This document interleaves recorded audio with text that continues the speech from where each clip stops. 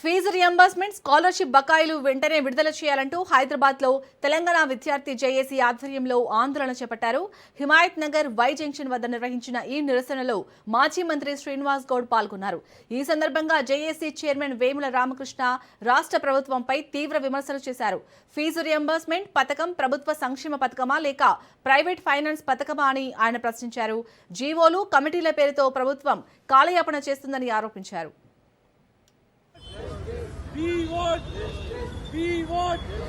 పదివేల కోట్ల బకాయిలు వెంటనే 10,000 కోట్ల బకాయిలు వెంటనే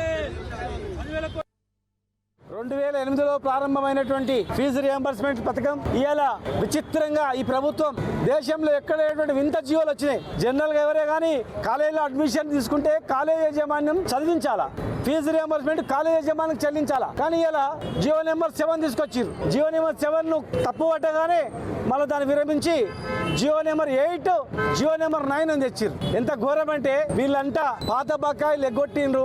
పాత బకాయిలను చెల్లించకుండా కొత్తగా పథకం డైరెక్ట్గా విద్యార్థులకు ఇస్తామని చెప్పారు. సంతోషం, పాత బకాయిలు చెల్లించండి, కాలేజ్ యజమానులను కాలేజీలో ఉన్నటువంటి ప్రైవేట్ కాలేజీలను కాపాడండి, ఆ ప్రైవేట్ కాలేజీలో పనిచేసే లెక్చర్లు ప్రొఫెసర్లు వాళ్ళ పిల్లల జీవితాలు కాపాడండి, మరి డైరెక్ట్గా విద్యార్థుల అకౌంట్లు వేయండి.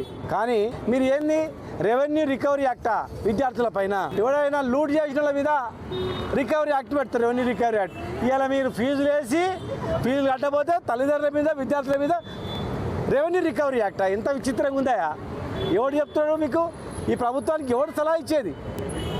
ఎక్కడ పోతుంది విద్యా వ్యవస్థ? విద్యార్థుల పైన వాళ్ళ మంచి భవిష్యత్తు పైన మీరు రెవెన్యూ రికవరీ యాక్ట్ పెడతారా? మీరు కాలేజు పాత పద్ధతి ప్రకారం మీరు కాలేజ్ యజమానికి డబ్బులు వేయకుండా మీరు కొత్తగా మీరు రూల్ తీసుకొచ్చి మీరు వీళ్ళ మీద కత్తి పెడతారా? వీళ్ళ మెడ మీద కత్తి పెడతారా? విద్యార్థుల మీద విద్యార్థుల తల్లిదండ్రుల మీద రెవెన్యూ రికవరీ యాక్ట్ వేసి వీళ్ళను జీవితాలను ఖరాబ్ చేస్తారు.